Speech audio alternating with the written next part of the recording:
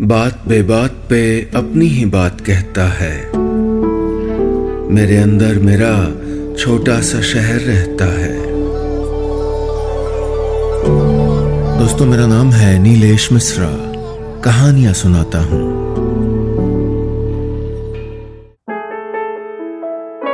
दोस्तों, मैं आपको सुनाने जा रहा हूं अपनी मंडली की सदस्य तरंग सिन्हा की लिखी कहानी अगस्त की सुबह। वो सुबह कुछ अजीब थी जिस दिन मैं उससे मिला था। एक नीम खामोशी थी वहां। जाने कितने दिनों बाद गया था समंदर के किनारे। मेरी जिंदगी में कभी कभी बहुत शोर होता है और फिर मुझे खामोशी और सुकून की तलाश होती है। मेरे दोस्त अक्सर कहते हैं, यार अबीर, तू किस टाइप का सेलिब्रिटी है? तू इतना बड़ा बॉलीवुड सिंगर है पर आधे टाइम लाइमलाइट से गायब रहता है। अगस्त की उस अलसाई सी सुबह नींद बहुत जल्दी खुल गई थी और मैं बस निकल पड़ा था पैदल। अलीबाग में जहां मैं ठहरा था वहां से किहिम बीच ज़्यादा दूर नहीं है। मैं यूं ही टहल रहा था। सफ़ेद रेत, नारियल के पेड़, कहीं कहीं आधे अधूरे में फेंस, मन पे मरहम सी शांति। वो ज़हीन सा समंदर और किनारों को मुसलसल चूमती समंदर की लहरें। थोड़ा और चला तो एक लड़की पेंटिंग कर रही थी। ईजल पर रखे कैनवस पर उसकी हथेली बड़े ही कलात्मक ढंग से चल रही थी। मैंने पहली बार किसी को अपनी उंगलियों से पेंटिंग करते देखा था, और वो भी इतनी खूबसूरती से। मेरे सामने दो खूबसूरत समंदर थे, एक बीच पर, दूसरा उसके कैनवस पर। मैं उसे बिल्कुल डिस्टर्ब नहीं करना चाहता था, चुपचाप वहां से निकल जाना चाहता था, पर जाने क्यों उसने पलट कर देखा और एक पल के लिए मैं उसकी आंखों में खो गया। उसकी काली गहरी आंखों ने जैसे एक कहानी समेट रखी थी अपने अंदर। पर शायद वो घबरा गई क्योंकि उसके हाथ से टकराकर उसका छोटा सा पानी का बकेट गिर गया और रंगीन पानी सफ़ेद रेत में जज्ब हो गया। I am really sorry, I didn't mean to startle you, मैंने कहा, और इससे पहले कि मैं झुककर बकेट उठा पाता, उसने मेरी बात को पूरी तरह नज़रअंदाज करके उसे उठा लिया। Well, I leave you to it, कहकर मैं आगे बढ़ने लगा। वैसे आपकी पेंटिंग बहुत खूबसूरत है और पेंटिंग करने का अंदाज तो बहुत ही अनोखा। उसने एक सरसरी सी निगाह मुझ पर डाली और फिर धीरे से बोली, थैंक यू। ये पहली बार था जब किसी ने मुझको इतने करीब से देखकर भी बिल्कुल नहीं पहचाना था। ये बात मुझे अच्छी लगी या नहीं, मैं इस सोच में उलझा था कि तभी अचानक हल्की बारिश होने लगी। ओह नो, हम दोनों बोल पड़े। मैंने पेंटिंग को झट से हाथ में लेकर पलट दिया ताकि बारिश की बूंदें उसे ख़राब न कर दें। उसने भी अपने सामान को जल्दी जल्दी एक बैग में भरकर ईजल को मोड़ लिया और फिर हम दोनों थोड़ी दूर पर लगी एक टपरी की तरफ दौड़ पड़े। थैंक यू, वहाँ पहुँचते ही उसने कहा। मैंने पेंटिंग उसे वापस कर दी। वैसे मुझे खुशी थी कि मैंने उस पेंटिंग को ख़राब होने से बचा लिया था। नहीं, सच में ये कमीशन पेंटिंग है, ख़राब हो जाती तो मेरी मेहनत बर्बाद हो जाती। ये कहते हुए उसने अपने बालों से उतरती बारिश की बूंदों को अपने मल्टी कलर स्टोल से पोंछ लिया। मैंने अपने हाथों को अपने गीले बालों में फिराया तो उसने फौरन अपने बैग से कुछ टिश्यूज़ निकाल कर मुझे पकड़ा दी। चाय पियेंगे? टपरी वाले ने पूछा। हाँ बाबा, उस लड़की ने तुरंत जवाब दिया। कुछ ही देर में हवाओं में अदरक और इलायची की खुशबू घुलने लगी। टपरी वाले ने चाय का ग्लास बढ़ाया तो मैंने अपने हाथों को अपने ट्रैक सूट की जेब में डाल लिया।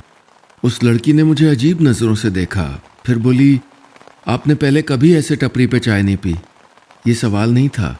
और ये आप कैसे कह सकती हैं? मैंने कहा। आपके चेहरे पे लिखा है, उसने कहा तो मुझे हंसी आ गई। पी लीजिए, कुछ नहीं होगा। मैंने चाय का ग्लास ले लिया। चाय का एक घूंट भरकर वो अचानक मुस्कुराने लगी और फिर बोली, आई कांट बिलीव कि मैं आपके साथ बातें कर रही हूँ, कि मैं अबीर मल्होत्रा के साथ चाय पी रही हूँ। मैं मुस्कुरा दिया। मुझे तो लगा कि आपने मुझे पहचाना ही नहीं। आपको कौन नहीं पहचानता? उसने मेरी तरफ देखा। मैं तो फ़ैन हूँ आपकी, पर हाँ, मैं उस टाइप की फ़ैन नहीं जो अपने फेवरेट सेलिब्रिटी को परेशान करे। तो किस टाइप की फ़ैन है आप?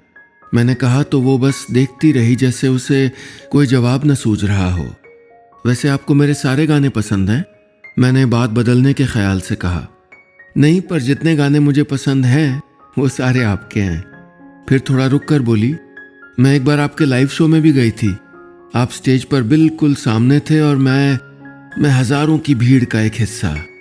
वो बोल रही थी और उसके चेहरे से लग रहा था जैसे उसने वो लम्हा फिर से जी लिया हो। मतलब एक तरह से हम पहले भी मिले हैं, मैंने कहा। फिर हम चुपचाप चाय पीते रहे। बारिश की टिपिर टिपिर और हमारे दरमियान एक बेहद सहज खामोशी। दो अजनबी जो अब शायद इतने अजनबी नहीं थे। रात थकी सी मेरे सामने बैठी थी और मैं रिजॉर्ट के पोर्टिको में बैठा एक किताब पढ़ रहा था। अबीर कलम यहाँ से जा रहे हो क्या? अनामिका मेरे पास आकर बैठ गई। तुम भी क्या ऐसी बोरिंग सी जगहों पे आ जाया करते हो? उसने कहा। चले जाएंगे कल, मैंने कहा। मैं जितना ज़्यादा शोर से दूर भागता था, मेरी पत्नी को शोर शराबा उतना ही ज़्यादा पसंद था। हाँ, वैसे भी कल रात मुझे एक बहुत बड़ी पार्टी में जाना है यार। वहाँ पहुँच के शॉपिंग भी करनी है और पार्टी में तुम्हें भी आना होगा। कोई बहाना नहीं हो के? तुम साथ होते हो तो मेरी शान बढ़ती है यार। उसकी शान। अनामिका ने यह कहा तो जाने क्यों मेरा मन थोड़ा निराश हो गया। उस निराशा की परछाई मेरे चेहरे पर आई होगी शायद, पर अनामिका उठकर चली गई। या तो मैं अपनी भावनाएं छुपाने में माहिर था या फिर 3 साल का वक्त शायद इतना नहीं होता कि आप अपने पार्टनर के चेहरे को पढ़ लें। फिर पता नहीं क्यों अचानक उस लड़की की बात याद आ गई। आपके चेहरे पर लिखा है। अगली सुबह मैं फिर से उसी बीच पर था। ऐसा नहीं था कि मुझे यकीन था कि वो वहीं मिलेगी, पर वो दिख गई तो अच्छा लगा। आज वो पत्थर पर बैठी कोई किताब पढ़ रही थी। जान सकता हूँ कौन सी किताब है? मेरी आवाज़ सुनकर उसने चौंक कर मेरी तरफ देखा, जैसे एक बेयकीनी एक छोटी सी मुस्कान बनकर उसके होठों पर आ गई। उसके हिस्से की धूप, मृदुला गर्ग। उसने एक बेहद खूबसूरत बुकमार्क जो उसने शायद पेंट किया था, किताब में रखकर उसे बंद कर दिया। व्हाट अ लवली टाइटल, मैंने कहा। मैं यहाँ बैठ जाऊँ? मैंने उसके सामने वाले पत्थर की ओर इशारा करके पूछा तो उसने बस हाँ में सर हिलाया और बोली, है ना? हाँ, कैसी है? और वो बुकमार्क बहुत खूबसूरत है, मैंने कहा। Thank you. और अच्छी किताब है, अलग है। वैसे अलग तो तुम भी हो, मैंने कहा। किस लिहाज से? हर लिहाज से। तुम्हारे हाथों में फ़ोन नहीं होता, तुमने मेरे साथ सेल्फी नहीं ली, उसे सोशल मीडिया पर नहीं डाला। वो मुस्कुराई, फिर बोली, आपके साथ बातें करना, वक्त बिताना इतना स्पेशल है कि सोशल मीडिया क्या, मैं किसी से शेयर नहीं करना चाहूँगी। उसकी ये बात मेरे दिल में बंद हो गई, पर उसका चेहरा ऐसा हो गया जैसे उसने बेख्याली में अपना दिल खोल कर रख दिया हो। वो थोड़ा असहज होने लगी तो मैंने बात की दिशा बदल दी। तुम कभी पेंटिंग ब्रश इस्तेमाल करती हो या तुम्हारी उंगलियां ही पेंटिंग ब्रश हैं? मैंने कहा तो वो हंस पड़ी और फिर बस यूं ही रंग और कैनवस की बातें शुरू हो गईं। बातें तो वाकई बहुत सी थी उसके साथ करने को। किताबें, पेंटिंग्स, ऑफ बीट फिल्में, संगीत, आसमान के रंग, समंदर। नारंगी सूरज क्षितिज से ऊपर आ गया था और हर तरफ सुनहरी सी धूप बिखरने लगी थी। कहने और सुनने में काफ़ी वक्त गुजर गया। अनामिका का मैसेज आया तो मुझे ख्याल आया कि बहुत देर हो गई थी। मैं उठकर खड़ा हो गया। मैं आज जा रहा हूँ। उसे ये बताना शायद ज़रूरी नहीं था, पर फिर भी मैंने बताया। इस बात से अगर वो उदास हुई तो उसने जाहिर नहीं किया, बस कुछ पल देखती रही। फिर बोली, शायद अब हम फिर कभी न मिलें, पर मैं इस मुलाकात को कभी नहीं भूलूंगी। मैं भी, मैंने कहा। मैं जाने के लिए मुड़ा और फिर पलटकर धीरे से पूछा, नाम जान सकता हूँ तुम्हारा? नैना। कुछ लोग होते हैं ना जो आपसे मिलते हैं, बिछड़ जाते हैं, मगर फिर भी उनके वजूद का थोड़ा सा हिस्सा आपके पास रह जाता है। मैं मुंबई वापस आ गया और नैना जैसे एक ख्याल बनकर मेरे साथ आ गई और मैं अपने दिल का एक कतरा वहीं किहीम बीच पर छोड़ आया। ये इतना स्पेशल है कि सोशल मीडिया क्या, मैं किसी से शेयर नहीं करना चाहूँगी। उसकी ये बात मुझे कई दफ़ा याद आई। वैसे बताया तो मैंने भी किसी को नहीं था। कुछ बातों को मन के किसी कोने में सहेज कर रखना अच्छा लगता है, वो जो बस आपका हो। उस दिन एक नई फिल्म का म्यूजिक लॉन्च था जिसके ज़्यादातर गाने मैंने ही गाए थे। मेरे स्टेज पर पहुंचते ही पूरा हॉल तालियों की आवाज़ से गूंज गया। मैं गाने के अंतरे की पहली लाइन पे था कि मेरी नज़र हॉल के बिल्कुल आखिरी छोर पर गई। नैना खड़ी थी। एक पल को ऐसा लगा जैसे मैं लिरिक्स भूल जाऊंगा। नैना यहाँ? गाना ख़त्म करते ही जर्नलिस्ट्स और फैंस की भीड़ से गुजरता हुआ मैं हॉल की एग्ज़िट पर पहुंचा तो नैना वहां नहीं थी। मुझे लगा जैसे अनजानों के बीच कोई पुराना दोस्त मिला और फिर से बिछड़ गया। अजीब था, बस 2 बार मिला था उससे, वो भी 2 महीने पहले। मैंने नजरें इधर उधर दौड़ाई पर वो नहीं दिखी। तो क्या वो मेरा वहम था? मन में एक अजीब सी बेचैनी घर कर गई। मैं उस बिल्डिंग की टेरेस पर आ गया। रात बड़ी रूमानी सी थी। समंदर की लहरों का शोर सुकून भरा था। झिलमिलाती रोशनी में नहाया नरीमन पॉइंट ऐसा लग रहा था जैसे मुंबई कोई जश्न मना रहा हो। हाय, पीछे से आवाज आई तो मैं पलटा। बिल्कुल सामने खड़ी थी, सफेद कॉटन शर्ट, जीन्स और कंधे पर सैचल बैग। टेरेस पर लगी पीली रोशनी में उसका चेहरा अलग ही दिख रहा था। मुझे लगा कि तुम बिना मिले चली गई। मैं ये कहना चाहता था पर कहा नहीं। मुझे लगा कि तुम अलीबाग में रहती हो, फिर यहाँ? मैंने पूछा। पीछा नहीं कर रही हूं मैं आपका, मान ली तुम्हारी बात, मैंने मुस्कुरा कर कहा। पिछले हफ्ते ही मुंबई शिफ्ट हुई हूं। वो मेरे शहर आ गई थी। इस बात से मुझे एक अजीब सी खुशी हुई थी। नई जॉब? इससे पहले कि वो कुछ कहती, विशाल और रिद्धि वहां आ गए, मेरे सबसे पुराने और ख़ास दोस्त। यार तू कहाँ गायब हो जाता है हमेशा? विशाल ने कहा और फिर नैना को देखकर ठिठक गया। रिद्धि ने पहले नैना को देखा, फिर मुझे, फिर आंखें सिकोड़कर बोली, तुम दोनों एक दूसरे को जानते हो? थोड़ा थोड़ा। ये नैना है and she is a wonderful painter. वो तो मैं जानती हूँ। रिद्धि मुस्कुराई। पर तुम शायद ये नहीं जानते कि ये बहुत ही टैलेंटेड ग्राफिक डिज़ाइनर है। इसने कल ही मेरी एजेंसी ज्वाइन की है। अब हम तुम्हारे अपकमिंग स्टेज शोज़ पर काम करने वाले हैं। कभी कभी किसी की मौजूदगी ऐसी होती है जैसे एक तल्ख सी दोपहर में ठंडी हवा का झोंका। नैना स्टूडियो आती तो मुझे ऐसा ही महसूस होता। मुझे देखकर वो धीमे से मुस्कुराती और मुट्ठी भर सुकून मेरी तरफ सरकाकर विशाल और रिद्धि के साथ काम में जुट जाती।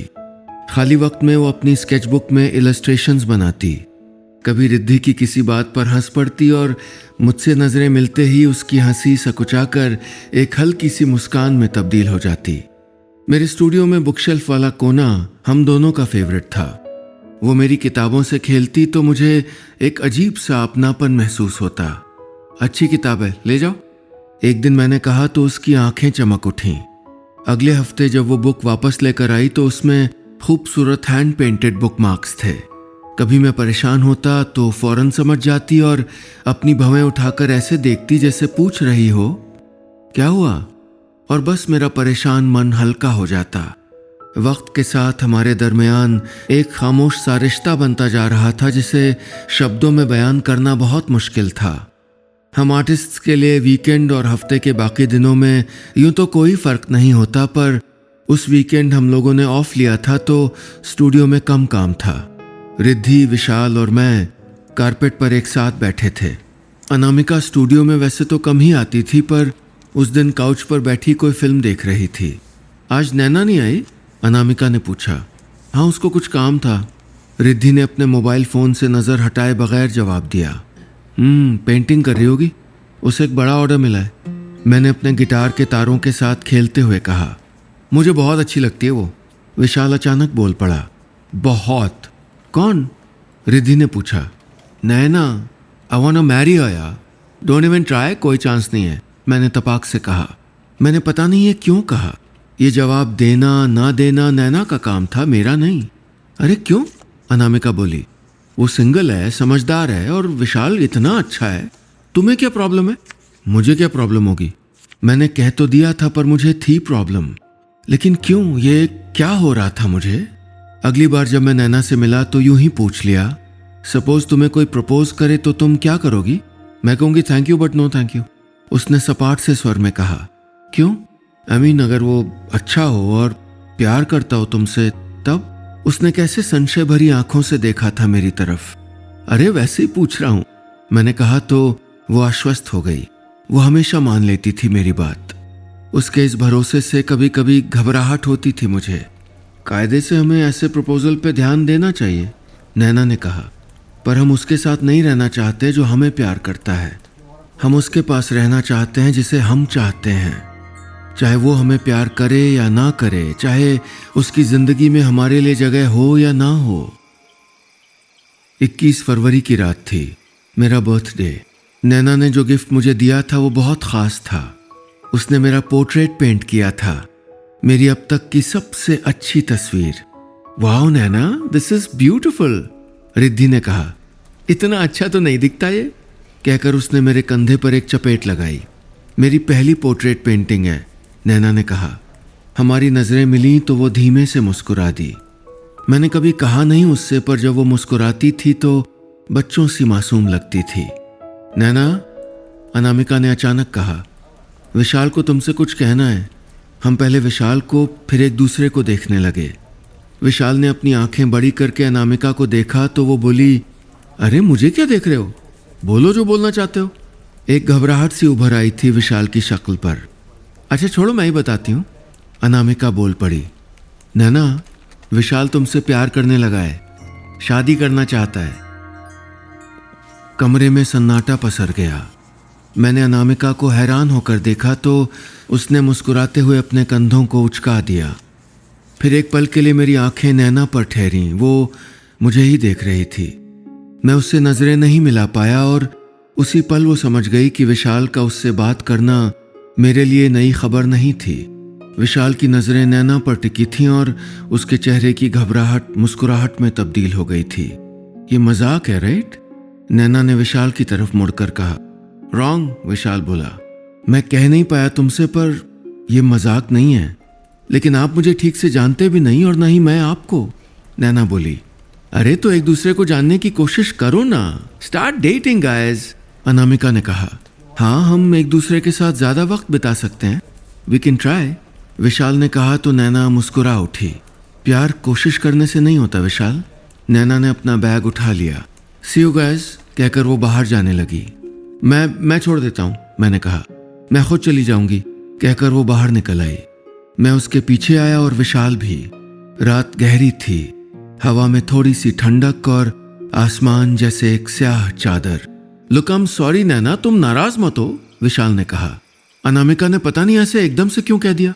मतलब तुम मुझे बहुत अच्छी लगती हो, पर I understand it was really awkward. It's okay, Naina ने मुस्कुराने की नाकाम कोशिश की। तुम नाराज तो नहीं हो मुझसे? विशाल बोला। नहीं, नैना ने कहा तो विशाल अंदर चला गया। मैं वहीं था, पर नैना ने मेरी तरफ देखना भी गवारा नहीं किया और गेट से बाहर जाने लगी। मैंने कहा ना मैं छोड़ दूंगा, मैंने पुकारा। मैंने भी कहा ना कि मैं खुद चली जाऊंगी। इतने दिनों में पहली बार उसकी आवाज सख्त थी। बैठ जाओ कार में, मैंने भी थोड़ी तेज आवाज में कहा तो उसने एक तल्ख निगाह मुझ पर डाली और चुपचाप गाड़ी में बैठ गई। पूरे रास्ते हमने कोई बात नहीं की। बस जाते वक्त उसने कहा, आपको मुझे बताना चाहिए था, नैना अगले दिन स्टूडियो नहीं आई। मैं जानता था वो नहीं आएगी। दिल में एक अजीब सी कैफियत थी। मैं समझ नहीं पा रहा था कि नैना से क्या कहूं, मगर मुझे मिलना था उससे। मैं उस पुराने चर्च में पहली दफा गया था। सुंदर, बेहद शांत सी जगह थी। नैना एक बेंच पर बैठी थी। नाराज हो? मैंने बगल में बैठते हुए पूछा। नहीं। रुपहली सी धूप उसके चेहरे पर पड़ी तो उसका चेहरा जैसे खिल गया। मैं चाहूं भी तो आपसे नाराज नहीं रह सकती, और आपकी तो कोई गलती नहीं थी, वो बोली। विशाल ने कहा था कि वो पसंद करता है तुम्हें। मैंने पता नहीं क्यों छुपाया तुमसे। उसने कोई जवाब नहीं दिया। उसकी उंगलियां बेंच की बगल में लगे सफेद फूलों से खेलने लगीं। फिर एक गहरी सांस भरकर बोली, मैं ऐसे ही किसी से शादी नहीं कर सकती। अभी ये कोई सुपरहिट मूवी तो नहीं ना कि सबने देख के तारीफ कर दी तो मुझे भी देख ही लेनी चाहिए। मुझे हंसी आ गई। हाँ, मैं जानता हूं तुम शादी तब करोगी जब तुमको किसी से इतना प्यार हो जाएगा कि यू कांट हेल्प इट, है ना? क्या पता शायद तब भी ना करूं। क्या पता मुझे किसी गलत इंसान से प्यार हो जाए। नैना ने कहा। तुम कभी किसी गलत इंसान को नहीं चुनोगी, मैंने कहा तो उसके होठों पर एक मुस्कुराहट थिरक कर फौरन गायब हो गई। मैं उस तरह के गलत इंसान की बात नहीं कर रही हूं। तो फिर? वो खामोश रही और उस खामोशी ने मेरे सवाल का जवाब दे दिया।